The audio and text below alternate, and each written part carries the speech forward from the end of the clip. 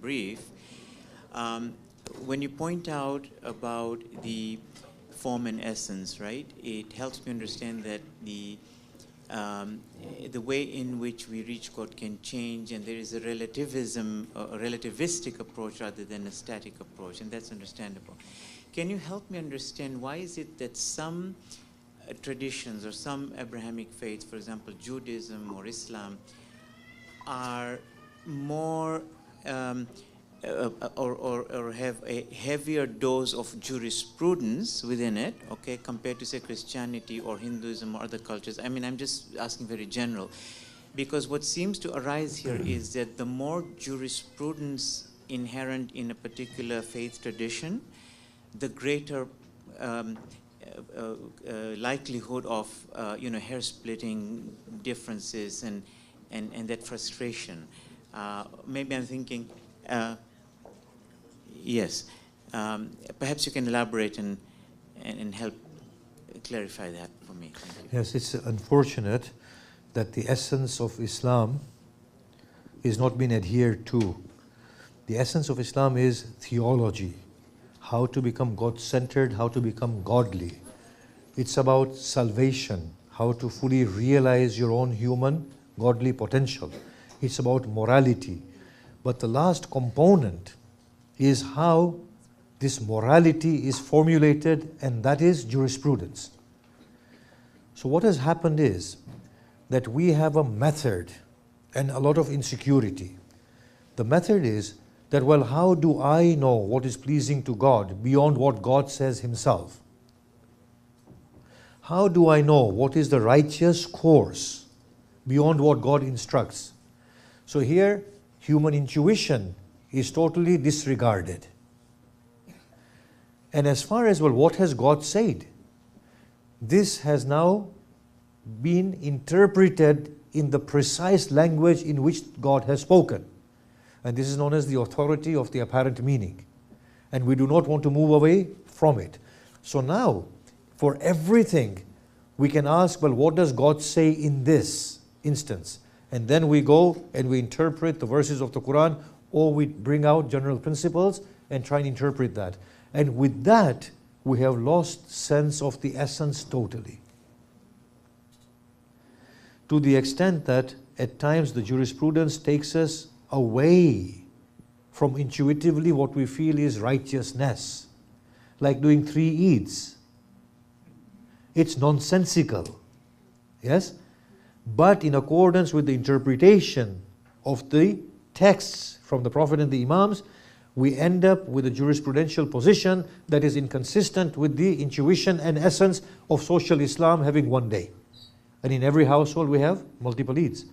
Or jurisprudence says you give khums, yes?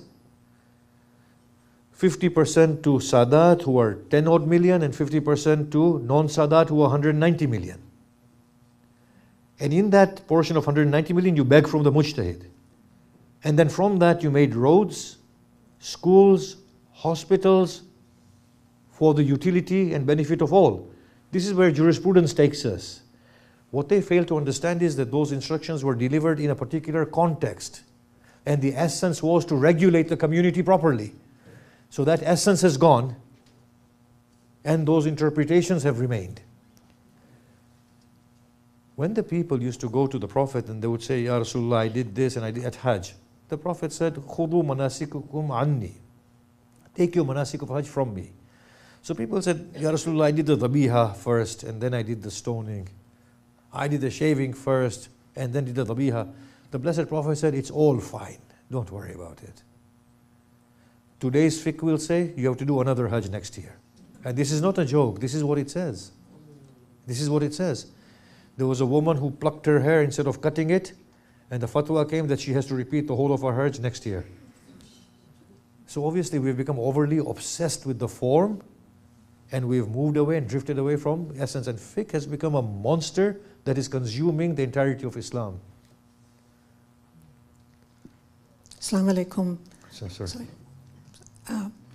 In the interest of interfaith dialogue, and a lot of work that I do with my Jewish and Christian friends, how popular and widespread is this idea that Jews and Christians are small m Muslims and that they have been following the small I Islam? Is it something that has been discussed openly with them, and how would they react if I presented this concept and idea to them? I don't know how many scholars are talking about it so explicitly, but I do know that people have spoken about form and essence.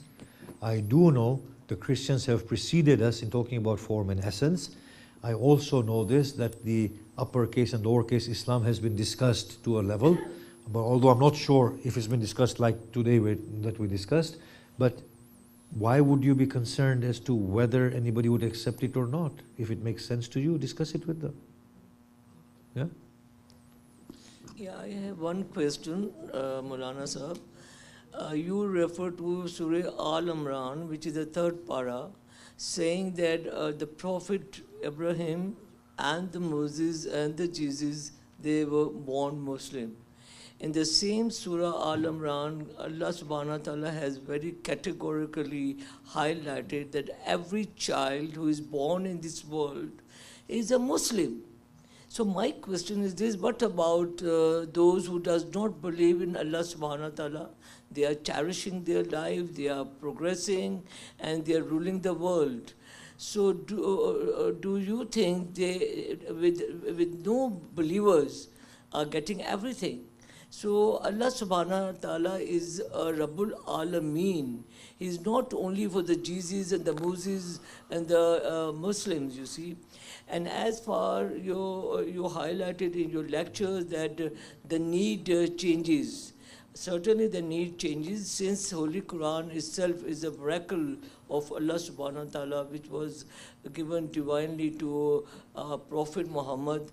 So everything is final in that, and coming to Najib Balaga, in which Hazrat Ali, Maula Ali Islam has very highlighted everything in it. And my second question is this, that whenever I go to the khutbah narrated in Najib Balaga, which is such a authentic book of us, the letters and summons of Imam Ali, is about Shakshakiya. It's very precise, very small, but it carries so much meanings. So I'm sure if you will highlight the Shakshakiya khutbah, why Maula Ali was so hurt addressing Abu Bakr. So I'm very confused. Thank you so much. First and foremost, there's no verse in Surah Al Imran that says every child is born a Muslim. In fact, it says, هُوَ الَّذِي يُصَبِّرُكُمْ فِي الْأَرْحَامِ. He is the one who fashions you in the womb. It's the hadith of the Prophet that every child is born on the fitrah of Islam. The fitrah of Islam is to naturally tend towards that pinnacle of success, which is Allah subhanahu wa ta'ala. We all internally yearn for a deep-seated meaning, and we all yearn for the most beautiful intuitively. That is what the Prophet has said, yes? As far as the non-Muslims are concerned, they're getting everything. It's because they are in the state of Islam. The state of Islam means what? At the physical level, means to deny any boundary or any God. La ilah, there is no God. Break all boundaries. So the non-Muslims are greater Muslims than the Muslims themselves. When the Prophet Muhammad came to his community, he said to them what? Take your destiny in your own hands. Today's Muslim will not do anything without istikhara. Today's Muslim is so insecure they have to give sadaqah before they go out of their house. They have to wear rings and they have to wear taweez. These are Muslims that are doing the same thing the Meccans were doing with their gods. The Prophet said, break all these taweezes. I'm not saying taweez are bad. Understand me in a broader way, yes? I have to cover my back here, you see. So the Prophet said, the one who has put any value in the ring is inside you and with you. God is with you, aynama kuntum. So he liberated them. He said, break every boundary. Carve your own destiny. Today's Muslim has lost confidence in God. They have lost God altogether. Their God has become all these ceremonies. Do you not see? The Muslims can never go to the moon because their calendar will never allow them. I mean, I have to go to the moon by next week. I have to return because it's Ramadan. And after Ramadan, it's Jummah. You know, the Muslim can never do anything because the calendar is so full. So what happened is that the non-Muslim becomes the greater Muslim. They act in accordance with that fitrah that Allah has given to defy, to deny the Adamic fitrah. Adam was told, don't eat from that fruit. What did he do? He went and ate from that fruit. That is the fitrah. Don't do this, we have to do it. Apart from the Muslims, when they are told, don't do it, they will never do it. But the real Muslim will do it, yes? And that's why the non-Muslims are the greater Muslims. And we salute them and we want to learn from them, and they and we are one and the same. Yes? As far as the issue of Imam Ali with Khalifa Abu Bakr is concerned, we need to talk of that at length. There is a big distinction between the notion of Khilafah and the notion of Imama. Imam Ali was the best one. He was the favored one of the Prophet. Yes? I'm going to say this without trying to offend anybody, yes? Mr. Trump was not the ideal candidate to rule the most powerful nation of the world. But he is still the president. You can't deny that. Khalifa Abu Bakr was not the most suited one. Whichever way he came, historically, he still was the first Khalifa of the Muslims, whether anybody likes it or not. It's a historical fact. Yes? Now, there's a lot of discussion we need to have on that. Imama cannot be given or be taken by anybody. It's given by Allah, taken by Allah.